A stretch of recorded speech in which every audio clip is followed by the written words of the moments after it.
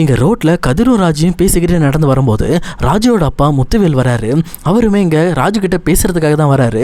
ஆனா அவங்க கிட்ட வண்டியை நிறுத்தாம கொஞ்சம் தூரம் தள்ளி போய் நிறுத்திட்டு இந்த பக்கம் வெயிட் பண்றாரு. அதுக்கேற்ற மாதிரி கதிருமே நீ போய் பேசு ராஜு அப்படின்ற மாதிரி ராஜியை பேச அனுப்புறாங்க. அப்போ ராஜியும் இங்க முத்துவேல்கிட்ட வந்துட்டு அப்பா என்னப்பா ஏதாவது நீங்க கேட்கணுமாப்பா அப்படின்ற மாதிரி கேட்குறாங்க.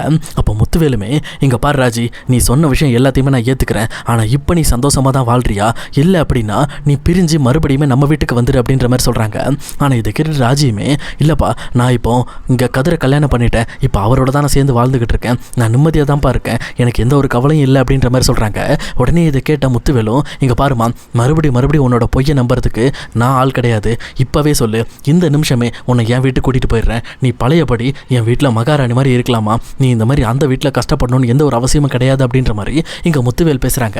இதை கேட்ட ராஜியுமே இங்க பாருங்கப்பா நீங்க என்னதான் கூப்பிட்டாலும் கண்டிப்பா நம்ம வீட்டுக்கு நான் இனிமேல் வரமாட்டேன், எனக்கு கல்யாணம் ஆகி எனக்கும் வந்து ஹஸ்பண்ட் இருக்காரு, அதுவும் இல்லாம என்னோட குடும்பம் இப்போ நான் வாழ்ந்துட்டு இருக்க இடம் தான், அதனால இதை விட்டுட்டு என்னால் வர முடியாது அப்படின்ற மாதிரி சொல்றாங்க. ஆனா இதை கேட்ட முத்துவேலும் இங்க கதிரை பாக்குறாங்க. உடனே கதிரும் பக்கத்துல வராரு.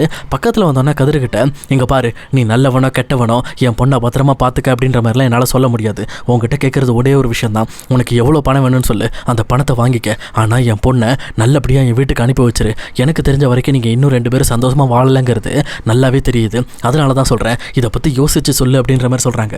ஆனால் இதை கேட்ட கதிருமே இங்கே பாருங்கள் உங்கள் பொண்ணும் நானும் சந்தோஷமாக தான் இருக்கோம், நாங்கள் ஒன்றா வாழலைங்கிறத நீங்கள் சொல்லி நாங்கள் தெரிஞ்சுக்க வேண்டியது கிடையாது, அதுவும் இல்லாமல் உங்கள் பொண்ணுக்கு விருப்பம் இருந்தால் அவள் வருவா, ஆனால் இப்போ அவளுக்கே விருப்பம் இல்லைன்னா அவள் எங்கள் வீட்டில் தான் மகாராணி மாதிரி இருப்பா, நாங்கள் கஷ்டப்பட்டாலும் அவளை நல்லபடியாக பார்த்துக்குவோம், அவங்க பணத்துக்காக நான் ராஜியை விட்டுட்டு போகிற மாதிரி ஒரு கேவலமான புத்தி கொண்டவங்களாம் நான் கிடையாது அப்படின்ற மாதிரி செம்மையான ரிப்ளை கொடுக்குறாரு.